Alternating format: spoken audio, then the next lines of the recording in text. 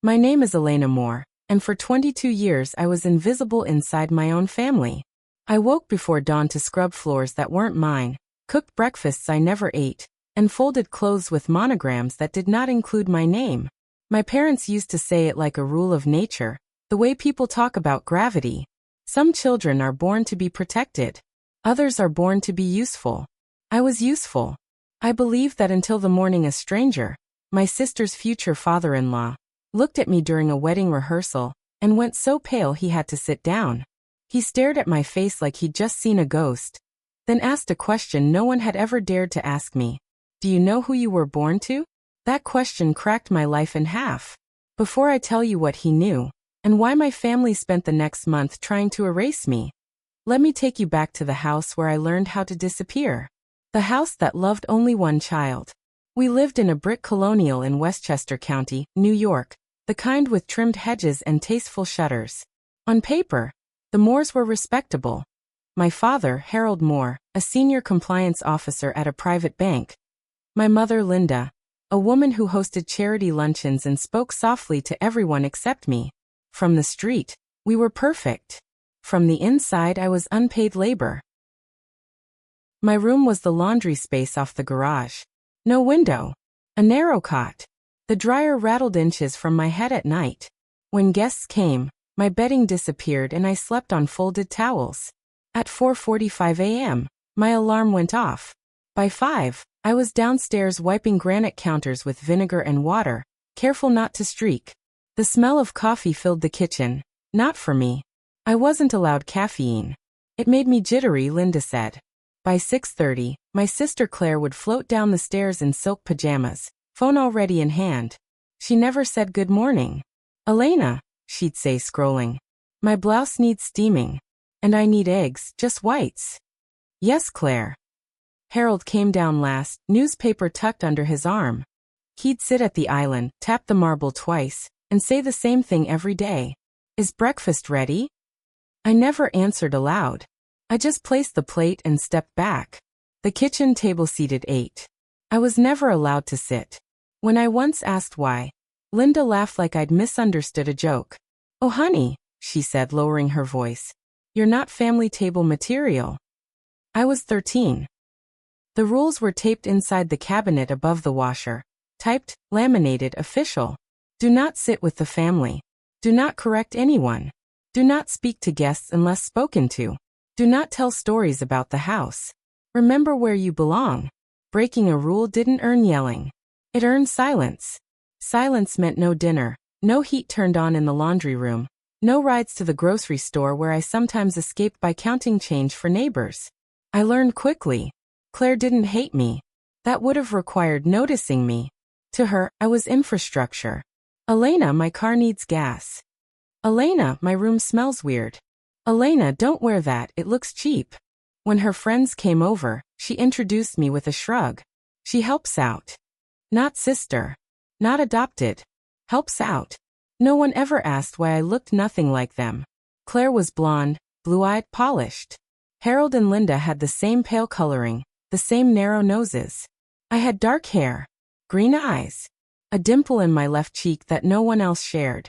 When I asked about it once, Linda slapped me so hard my ears rang.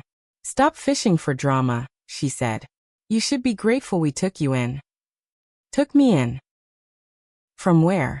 That question stayed locked in my throat for years. Paperless. I didn't have a birth certificate or a social security number. When I was 15, I asked how I'd apply for a learner's permit. Linda didn't even look up from her laptop. Your records were lost, she said. A flood. It's a nightmare to fix. Better to stay home. Harold added without looking at me. You don't need to drive where you're going. I understood the message even if I didn't understand the reason. Without papers, I didn't exist. And if I didn't exist, I couldn't leave. I tried once anyway. I was 16. I packed a backpack with a sweatshirt, a toothbrush, and $12 I'd saved from returning bottles. I made it to the bus stop 2 miles away before a patrol car pulled up. ID? The officer asked. I had nothing. Harold arrived smiling, arm around Linda's shoulders. She's confused, he said gently. Our daughter has issues. Thank you for bringing her back. The officer nodded. They drove away. The garage door closed. Harold locked the house. I didn't see daylight for 2 days. After that, I stopped imagining escape. The engagement. Claire got engaged at 27. Her fiancé, Evan Caldwell, came from old money, shipping, real estate, private equity. His father, Thomas Caldwell, was known in Manhattan circles as quiet rich. The kind of man who didn't talk unless it mattered. The engagement party was at a private club overlooking the Hudson. Crystal glasses. White roses. A string quartet. I was given a black dress and told to help the caterers. Smile, Linda said, fixing my collar. And don't talk about yourself. I moved through the room with trays of champagne, invisible as ever. Until Thomas Caldwell looked at me. Not glanced. Looked. His hand froze halfway to his glass. The color drained from his face. He set the drink down slowly and stared like he was trying to remember something important. Then he approached. What's your name? He asked. Elena, I said. He swallowed. And how old are you? 22. His eyes flicked to my face, then to my hands. Who is your mother? The room felt too loud, too bright. I live with the Moores, I said carefully. That wasn't an answer. Thomas's jaw tightened. His voice dropped. Do you know who gave birth to you? Before I could respond, Linda appeared at my side like a reflex. Elena's shy, she laughed. Always has been. She's practically staff. Thomas didn't smile back. He looked at Linda the way a doctor looks at an X-ray that confirms the worst. Then he said something that made my heart stop. Interesting, he murmured. Because I think I've been looking for you. That night, lying on my cot beside the humming dryer, I replayed his words over and over. Looking for you. No one had ever looked for me. I didn't know it yet, but the engagement that was supposed to secure my family's future had just triggered the collapse of every lie they'd built my life on. And by the time the wedding arrived, I would learn the truth. Not just about where I came from, but about what they'd done to keep me. The week between the engagement party and the wedding passed like a held breath. Linda watched me more closely than ever. Every movement I made through the house seemed to register. How long I lingered in the kitchen, whether I paused by the front door, how often I checked my phone. Harold didn't say much, but he didn't have to. His silence carried weight. It always had. Thomas Caldwell's question echoed in my head at night. Who gave birth to you? I didn't know how to answer it then. I wasn't sure I wanted to. Preparations. The wedding was scheduled for a Saturday afternoon in late May, held at the Riverside Glass Pavilion, a venue that looked like it had been carved out of money and river light. Floor-to-ceiling windows. Imported stone. A dock where guests arrived by boat as if that were normal. I assumed, foolishly, that I would be sitting somewhere in the back, maybe even standing with the family. Linda corrected that assumption 3 weeks before the ceremony.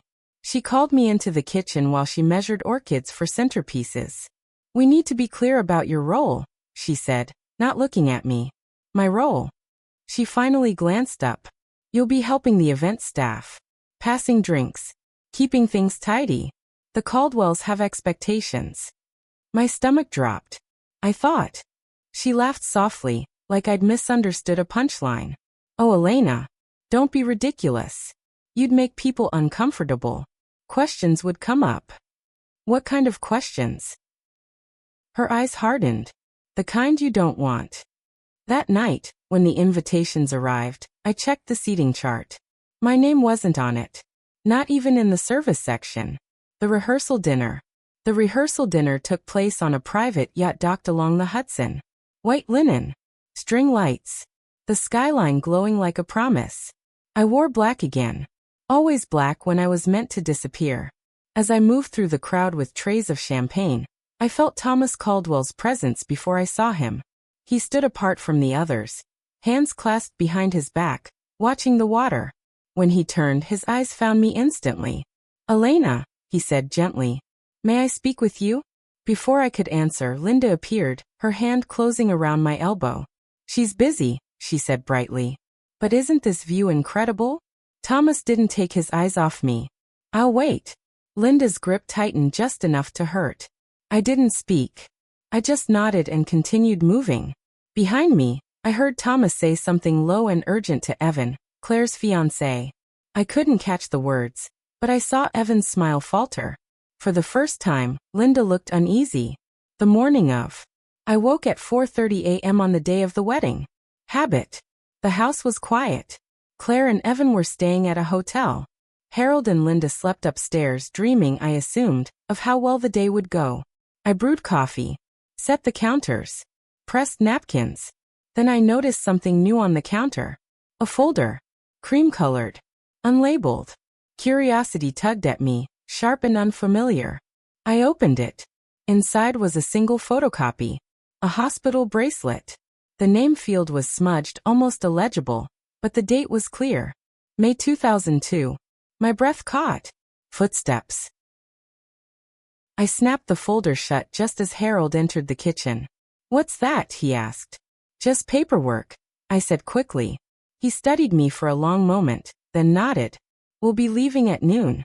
You'll ride with the staff van." Of course I would. The ceremony. The pavilion filled with light as guests arrived. Silk dresses. Tailored suits. Laughter that bounced off glass and water. I entered through the service door. "Keep moving," the coordinator told me. "Smile. Don't engage." I carried champagne past rows of people who looked like they'd never been told no. I spotted Harold and Linda in the front row, perfectly composed. Then Thomas Caldwell arrived. He didn't sit. He stood near the back, eyes scanning the room until they landed on me. The ceremony began. Music swelled.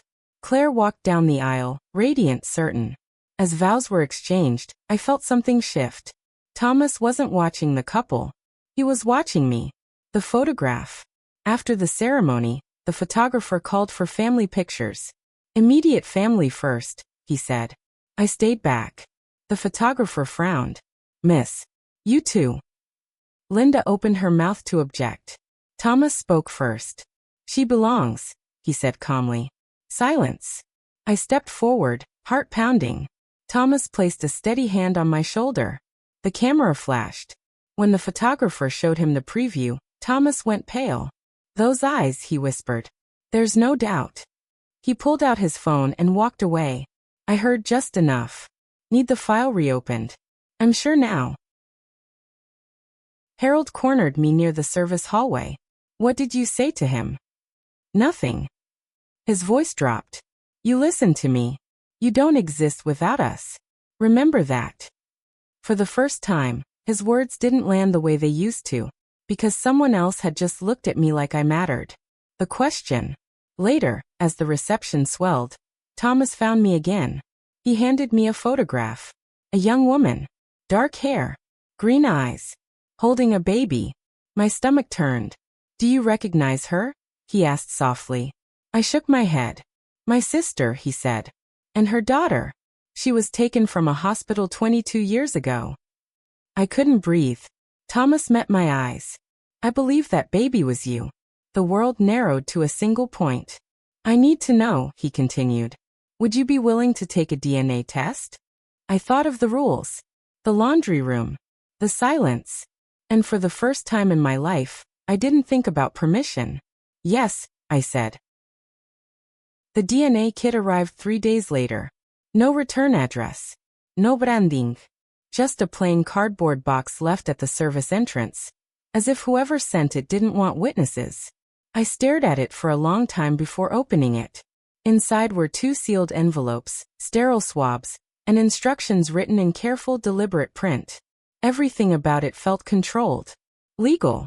Final. Thomas Caldwell didn't call. He didn't text. That silence frightened me more than urgency ever could. I took my sample alone in the laundry room. It felt right somehow, standing where I'd spent so many hours unseen. I sealed the envelope, my hand steady despite the noise in my head. Later that night, Linda knocked on my door. She never knocked. "You've been distant," she said, leaning against the frame. "Is something bothering you?" "No." Iraplia. Her gaze dropped to my bedside table. The edge of the cardboard box was still visible. "What's that?" I followed her eyes, then met them. "Just mail." The air shifted.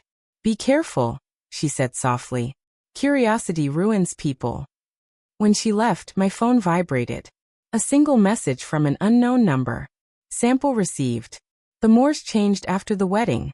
Harold started coming home earlier. His calls hushed, his temper sharp. Linda reorganized the house twice in 1 week, purging drawers, shredding papers she claimed were old receipts.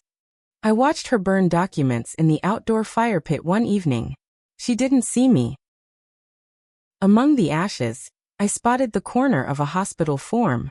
The message came on a Thursday morning. Results are ready. Please come in person. An address followed. Caldwell and Finch, Family Law and Private Estates. My legs nearly gave out. I took the staff bus into the city, hands clenched in my lap the entire ride. The building was all steel and glass, nothing like the Moore house. Thomas was waiting in the lobby. He looked older than I remembered. "Thank you for coming," he said. "Whatever happens next, you deserve the truth." The conference room was small, intimate. Thomas slid a folder across the table. Inside were documents stamped, signed, certified. At the top of the page, probability of maternity, 99.98%. I stared at the numbers. "She was my sister," Thomas said, voice tight. "Her name was Margaret Caldwell. She disappeared from St. Luke's Hospital the night after giving birth." I swallowed. "Why didn't anyone find me?" "Because someone made sure you wouldn't be." He opened another page.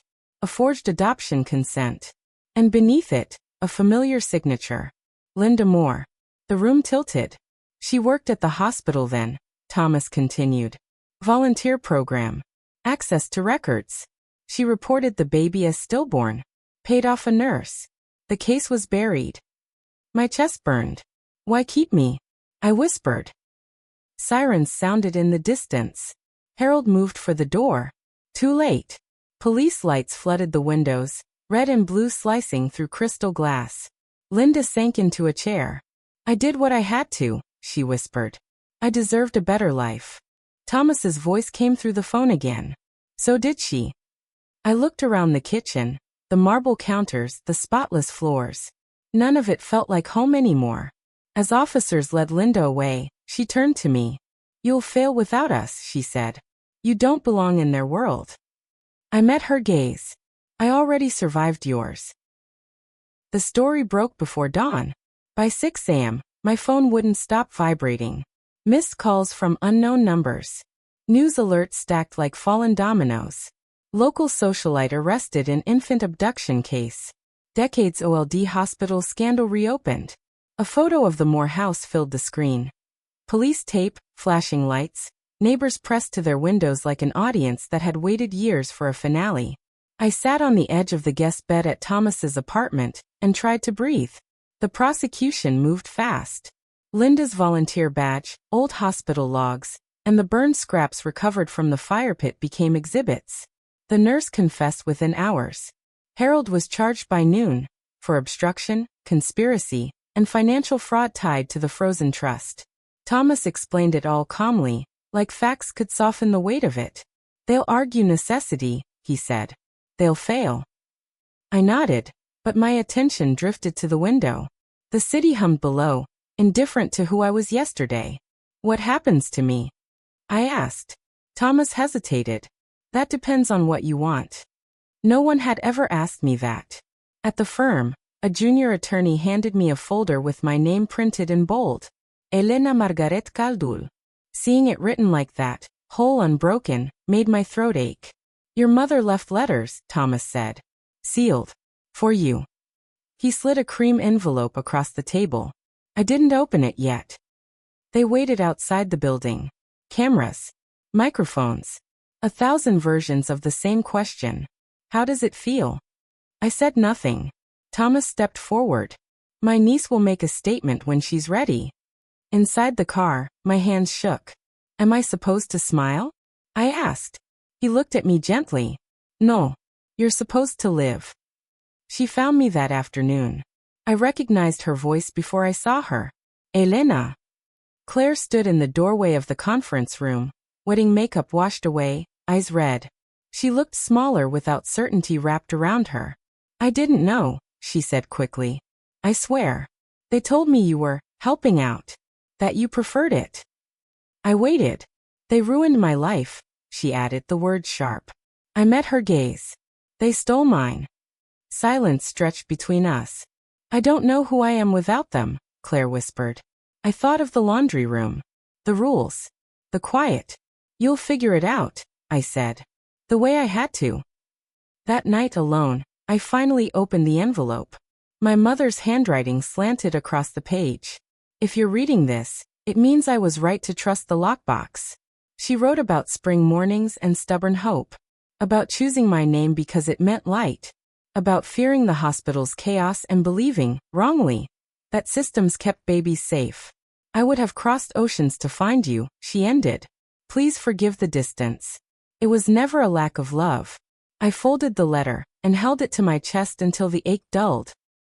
The Caldwell estate felt like a museum pretending to be a house. Portraits watched as I walked the halls. Faces with my eyes, my cheekbones, my posture. A history I'd worn unknowingly. Thomas showed me the trust documents. Numbers blurred. It's yours, he said. But money doesn't teach you how to belong. He was right. The board wanted announcements. The lawyers wanted timelines. The press wanted tears.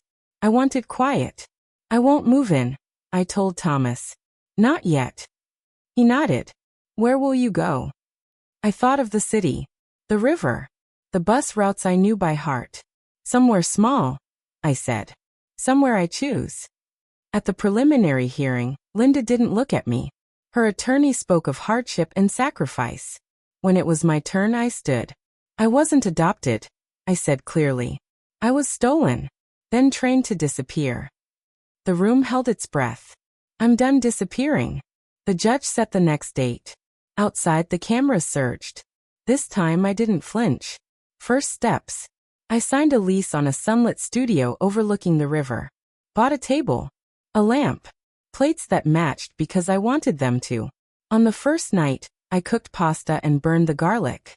I laughed. Inheritance. A courier delivered a small box. Inside, a silver bracelet with a simple engraving. Light finds its way. I slipped it on. Inheritance, I learned, wasn't a house or a number. It was permission. The first lie landed on a Tuesday. It slipped into the news cycle like it belonged there. Quiet, confident, dressed as concern. Former volunteer claims child was abandoned. The subheading followed within minutes. Defense questions reliability of DNA and family motives. I read it twice. Then a third time. Thomas closed the laptop gently. They're testing the water. Ooh, Linda's attorneys, he said. And anyone who benefits from doubt. By afternoon, the story had grown legs. Anonymous sources suggested my mother had been unstable, that the hospital had been overwhelmed, that Linda Moore had stepped in when no one else would. A panel show replayed the wedding photo. She doesn't look mistreated, one commentator said. She looks composed. I learned something then. Composure can be weaponized. The envelope arrived at my apartment without a stamp. Inside was a photocopy of my lease. My work schedule from the cafe down the block. A note written in neat, familiar loops. Privacy is a privilege, Elena. Choose wisely. My hands went cold. Thomas insisted on security. I insisted on keeping my routine. If I change everything, I said, they win. He didn't argue. He just doubled the locks. The network wanted an exclusive. 10 minutes, the producer promised. Human interest. Closure. Thomas advised caution. The board advised silence. I thought of the laundry room. I'll do it, I said. The studio lights were unforgiving. The host smiled with her eyes. Some say this is about money, she began. It's about identity, I replied. She asked about the trust. About my childhood. About forgiveness. Do you hate them? I paused. I hate the lie. I survived the rest. The clip went viral before I left the building. Backlash. Support arrived with venom attached. Emails calling me brave. Others calling me ungrateful. A few threatening. A woman stopped me on the street. You should be thankful, she said. Lots of kids would have wanted that life. I smiled thinly. Lots of kids want parents. She walked away. The past fights back. Linda requested a statement to the court. Her voice, when played back, sounded steady. I loved her, she said. I protected her. If mistakes were made, they were made in love. Thomas muted the audio. That's the hook, he said. Love as justification. I felt the old pull, the instinct to shrink, to explain. Let me respond, I said. We drafted the affidavit together. I wrote about rules instead of rooms, about being invisible instead of bruised, about how gratitude had been used like a leash. When I signed my name, it felt heavier than any check ever could. The leak. That night, a new document surfaced online. A partial recording. Edited. My words rearranged into something colder. The headline screamed, Caldwell heir admits, using story for platform. My phone rang until it died. Thomas's message cut through the noise. Stay inside. We're handling it. The quiet. Alone in my apartment, I turned off the lights and sat on the floor. I thought about disappearing. How easy it would be. Then I remembered the bracelet. Light finds its way. I stood up. The stand. At the emergency hearing, the judge addressed the leak. Selective editing will not be tolerated, he said. Linda watched me then. Really watched. For the first time, her confidence cracked. I met her gaze and didn't look away. The cost. The cafe asked me to take time off for my safety, they said. Friends hesitated before texting. The city felt louder. Thomas walked me home that night. Truth is expensive, he said. I nodded. I can afford it. Being seen. On my kitchen table sat 2 letters. One from the firm, confirming the next court date. The other handwritten. From a woman who'd been adopted. Thank you for saying what we couldn't, she wrote. I held the letter and felt the balance shift. The price was real. So was the purpose. The courthouse smelled like old paper and new fear. Reporters lined the steps, their voices overlapping into a single, hungry sound. My name floated through it, stretched and reshaped. I kept my eyes forward. Thomas walked beside me, steady as a metronome. Remember, he said quietly. You only answer what's asked. Inside, the courtroom lights were harsher than any studio. Wood benches. Flags.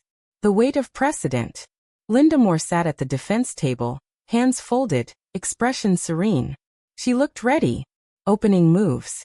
The prosecution laid out the timeline with surgical calm. Hospital access, forged records, payments traced through shell accounts, the frozen trust. Linda's attorney rose with a practiced smile. This case, he said, is about love misinterpreted. I felt a murmur ripple through the gallery. Love again. The nurse. The nurse testified first. Her voice shook as she described the night shift. The envelope slipped across the counter. The altered chart. I told myself the baby would be better off, she said. The judge leaned forward. Better than her mother? The nurse looked at the floor. The call. The prosecution played the recording from the Moore kitchen. Linda's voice filled the room. Controlled, confessional. I did what I had to, she said. Her attorney objected. Overruled. For the first time, Linda's jaw tightened. With the court's permission, Thomas submitted my mother's letter. The judge allowed a single paragraph to be read. I would have crossed oceans to find you. Linda stared straight ahead. On the record. The judge addressed me directly. Ms. Caldwell, is there anything you wish to add? I hadn't planned to speak. I stood anyway. I'm here, I said, voice steady. Because silence keeps crimes alive. I'm speaking so it stops with me. The words echoed. The day ends. Court recessed. Outside, cameras surged. Do you forgive her? Someone shouted. I paused. Forgiveness isn't the same as accountability, I said. Both matter. Night. Back at my apartment, the city hummed. Thomas called once. You did well. I set my phone down and stood by the window. For the first time, the record felt clean. The verdict came on a gray morning. Rain pressed softly against the courthouse windows, as if even the weather had learned to lower its voice. I sat with my hands folded, nails trimmed short, heart steady in a way that surprised me. Whatever happened next, the truth had already crossed the room. It couldn't be called back. The jury filed in. Linda Moore didn't look at me. On the charge of kidnapping in the first degree, the foreperson said, "We find the defendant guilty." A breath moved through the courtroom. On the charges of falsifying medical records, conspiracy, and financial fraud, guilty. Linda closed her eyes. Harold's attorney asked for leniency. The judge listened, then shook his head. "This was not a momentary lapse," the judge said. "It was a sustained deception that stole a life from a mother and a child." He set the sentence. Linda was led away without looking back. Outside, the cameras waited. I spoke once. "This isn't a victory," I said. "It's an ending. And endings make room." The crowd murmured. Somewhere, a phone chimed with an alert. I turned away. It came that night. "I sold the house," Claire said. "The wedding gifts too." I said nothing. "I'm sorry," she added. "For what it's worth." I believed her. "Take care of yourself," I said. We hung up.